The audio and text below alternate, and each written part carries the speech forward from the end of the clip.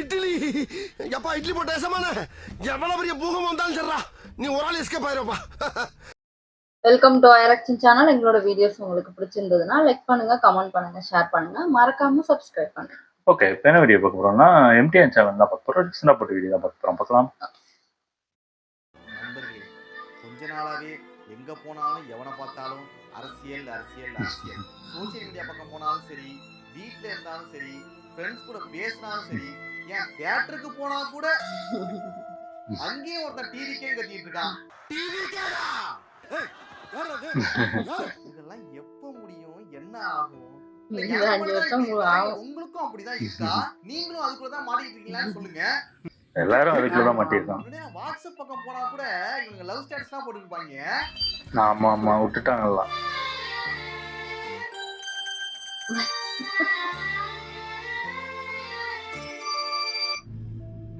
ஆனா இப்ப பார்த்தா அரசியல் அப்டேட் தான் போட்டுருக்காங்க. சட்டசபையெல்லாம் ஸ்டேட்டஸா போட்டுருக்காங்க. இதெல்லாத்துக்கு யார் காரணம்?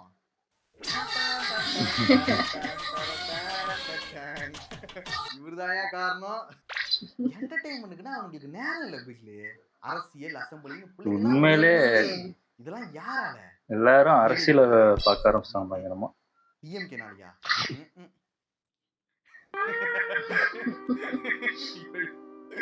டிவிகே அந்த சத்தம் நிறைய கக்கூஸ் வருது. இந்த வீடியோ நம்ம என்ன பார்க்க போறோம்னா, இப்ப ரீசன்ட்டா வந்த ஒரு சில மீம்ஸ் அண்ட் வீடியோஸ் தான். என் விஜயண்ணா யார் இது? என் விஜயண்ணா என் நண்பன் இவரே தச்சு போட்டிருக்காரு போல இருக்காரு கேட்டு. எந்த ஒரு காரணம் தெரியல.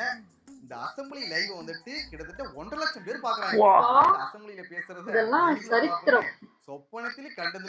ஆமா ஆமா, ஏன் அந்த நியூஸ் சேனல்லே வச்சிருக்காரு என்னன்னே தெரியல. அடுத்த அசெம்பிளி எப்போ நடக்கும்? எனக்குமே ஆர்வமா இருக்கு. அளவுக்கு நம்மள கொண்டு போயிட்டாங்கடா. ஒரு ஆச்சரியம் கலந்த ஒரு சந்தோஷம். இப்போ வெயிட் பண்ணிட்டு இருக்க அடுத்த அசெம்பிளி எப்போ நடக்கும், அவங்க என்ன சொல்லுவாங்க, இவங்க என்ன சொல்லுவாங்க, அது ஒரு என்டர்டெயின்மென்ட் மாதிரி ஆயிடுச்சு.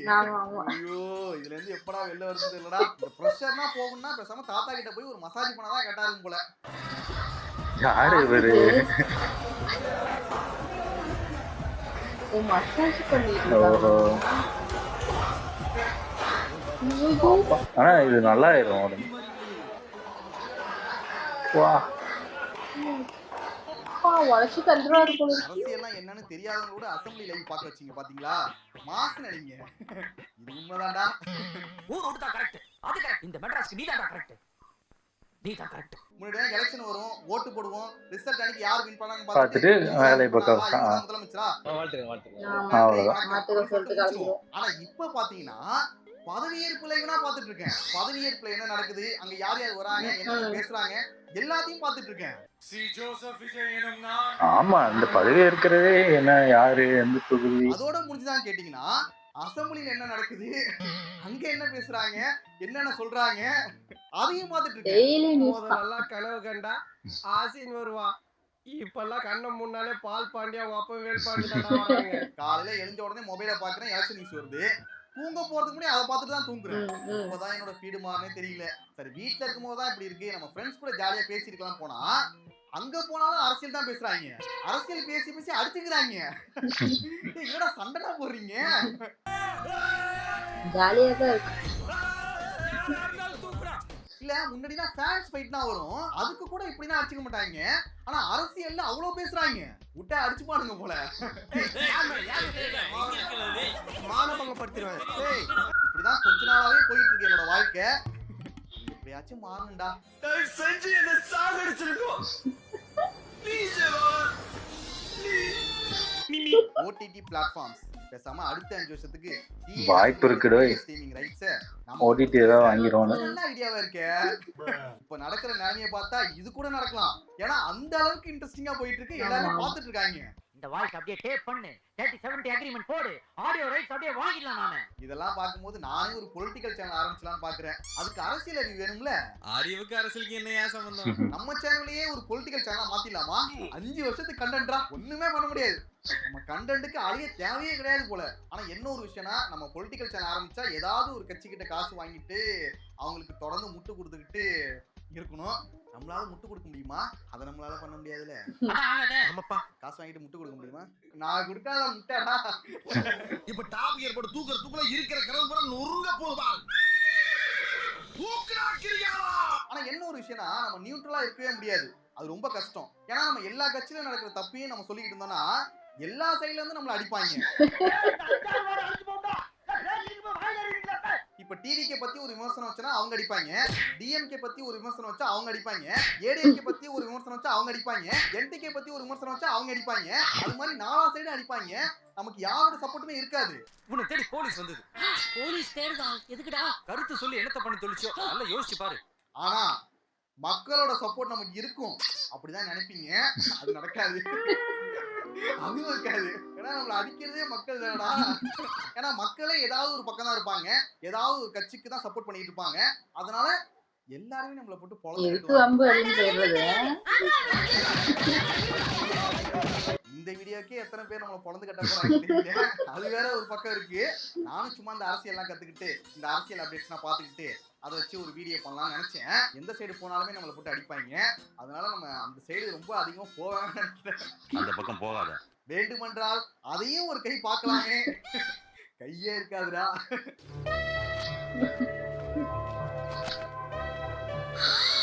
ஓகே தான், நம்ம காசு வாங்கிட்டு பண்ணலாம். ஆனா இதெல்லாம் எப்படி பண்றாங்கன்னு தெரியல. இதெல்லாம் ஒரு பழப்பா. அதுக்கு ஒரு குரூப் இருக்காங்க. என்ன பண்றாரு? விஜய் பார்த்துட்டு இருக்காரு எலெக்ஷன். இது கூட ஆச்சரியம் கிடையாதா? இப்போனா சின்ன பசங்க முதற்கொண்டு அரசியல் பேசிட்டு இருக்காங்க. அவங்களுக்கு ஒண்ணுமே தெரியலனா கூட பேசுறாங்க. விடல பசங்கள்லாம் விரல சுடுக்குறாங்க. வேண்டாம்ப்பா. நான் இந்த வீடியோ காமெடியா கொண்டு போலாம் பார்த்தா ஒரு காமெடி மீம்ஸ் கூட இருக்க மாட்டேங்குது. எல்லாமே சீரியஸாவே இருக்கு. நண்பர்களே, இதை வந்து ஒரு மீம்ஸ் ரியாக்ஷன் வீடியோவா ஃபன்னா கொண்டு போலாம்னு பார்த்தேன். ஆனா கடைசி வரைக்குமே இது வந்துட்டு ஒரு ரேண்ட் மாதிரி ஆயிடுச்சு. ஃபுல் அண்ட் ஃபுல் புலம்பி தள்ளியிருக்கேன். Don't watch comments. முடியல. நானும் சூப்பர் ஸ்டாரோட இன்ஸ்டா ஐடி போய் பார்த்தேன். ஒரே ஒரு போஸ்ட் தான் போட்டிருக்காரு. அதுக்கு அவ்வளோ கமெண்ட்.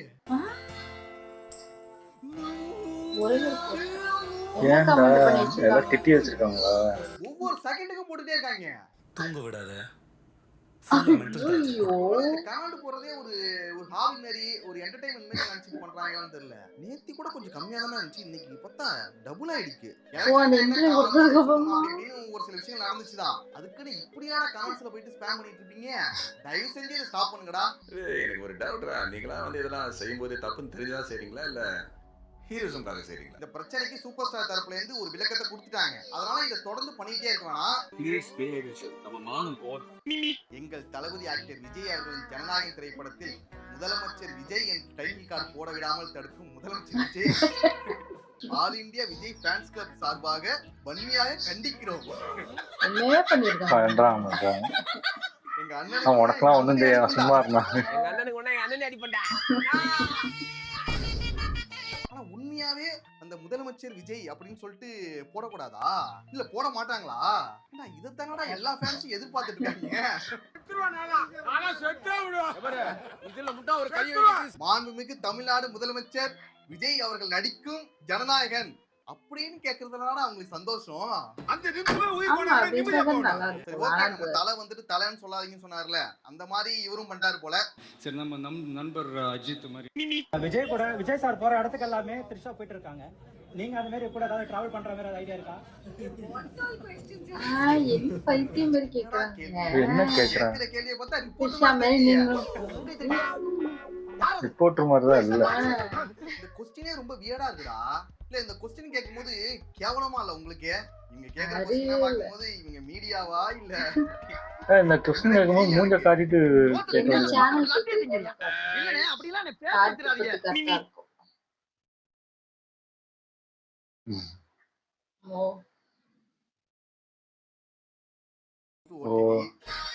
ஓடிடில போயிட்டு.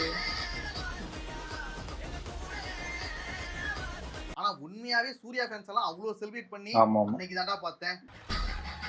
ஆமா, இந்த நல்ல படம் எல்லாமே ஓடிடில போயிடுச்சு. அதுக்கப்புறம் ஃபுல்லா நல்லா இதாயிடுச்சு. கங்குவா படத்துல கூட ஸ்டார்டிங்ல செலிப்ரேஷன் எல்லாமே இருந்துச்சு. ஆனா போக போக போக யாருமே ஆமா உட்காந்துட்டாங்க. ஆனா இந்த படத்துல தான் ஸ்டார்டிங் டு எண்ட் வரைக்கும் செலிப்ரேஷனா ஜாலியா இருக்காங்க. தியேட்டர்ல பாக்கும்போது ஒரு செலிப்ரேஷனா இருக்கும் இந்த படம். அவ்வளவுதான். ரொம்ப சந்தோஷம், ரொம்ப சந்தோஷம். அது ஒயின் ஷாப். அண்ணா 2 ஃபுல் கொடுங்க. தம்பி Aadhaar card காட்டுப்பா. 20 years old me. அடே வெக்கப்படுறது. உங்ககிட்ட ஒரு உண்மையை சொல்ல போறேன். இதே சம்பவம் எனக்கும் நடந்துச்சு. அது வந்துட்டு ஒயின் ஷாப்ல இல்ல, ஒரு தியேட்டர்ல. சொல்றேன். ஓ என்ன படத்துக்கு போனாரு அப்படி? ஏதோ ஒரு ஏ படம் போல. அதான் ஏ படம்னா நீங்க நினைக்கிறது இல்ல. அது உண்மையை சொல்லிட்டாரு. கூலி படம் அந்த மாதிரி ஏதோ ஒரு படம். கூலியா இல்ல வந்துட்டு என்ன படம்னு டவுட்டா இருக்கு. அப்ப நாங்க ஃப்ரெண்ட்ஸா போயிருந்தோம். அப்ப என்ன மட்டும் போனீங்களா? ஆதார் கார்டு காட்டுங்க, உங்க மேல டவுட்டா இருக்கு அப்படின்னு சொன்னாங்க. ஏன்னா அது ஏ படமா இருக்கனால இதுக்கே பொறுக்கல போல. எனக்கு ரொம்ப ஷாக்கு. என்னடா அது நம்மள பார்த்து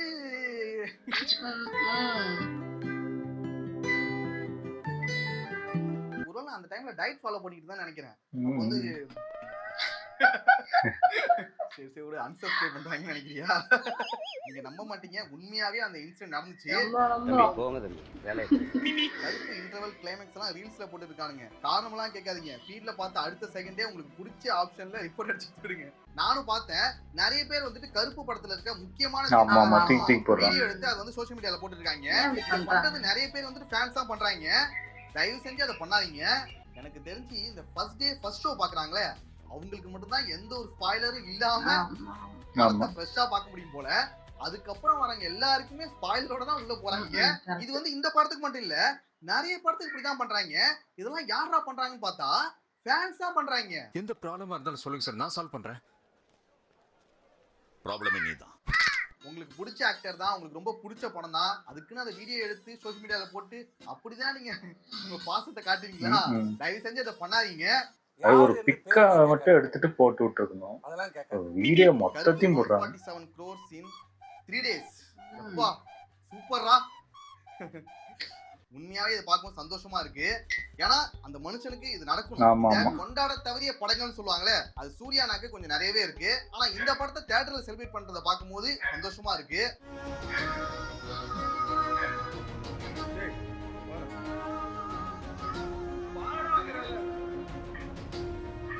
லைஃப்ல மெச்சூரா இருக்கணும் தான், அதுக்குன்னு ரொம்ப மெச்சூர் ஆகிடாத.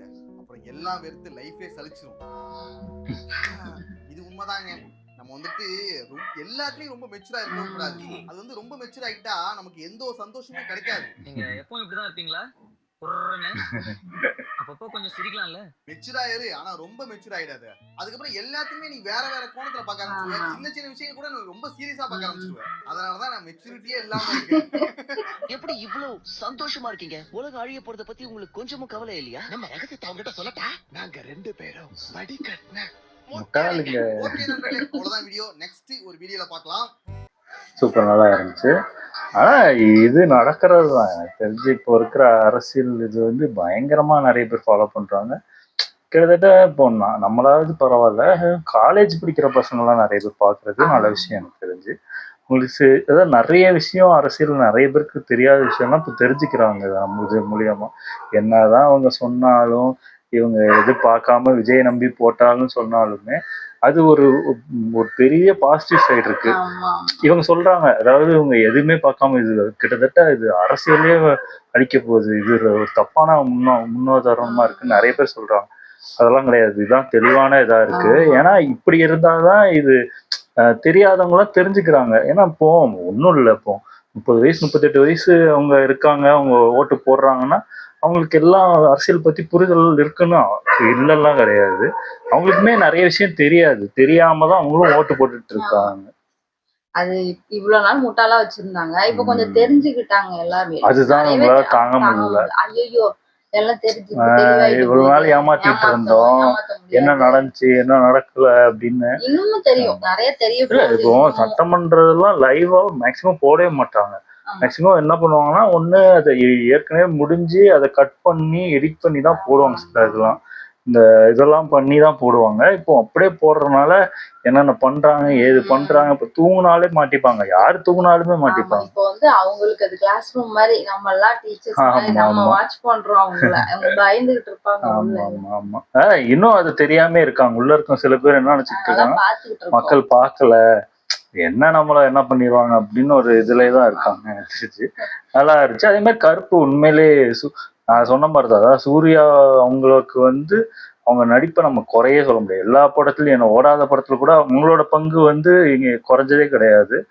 அவர் செலக்ட் பண்ண அந்த கதை தான் தப்பா போயிருக்கு தவிர அவரோட இது கரெக்டாக தான் பண்ணியிருக்காரு. எனக்கு கங்குவாலே ஸ்டார்டிங்ல அந்த ஸ்டார்டிங் சீன்லாம் சூப்பராக தான் இருக்கும். அதுக்கப்புறம் ஃபுல் படமும் அப்படிதான் இருந்துச்சு.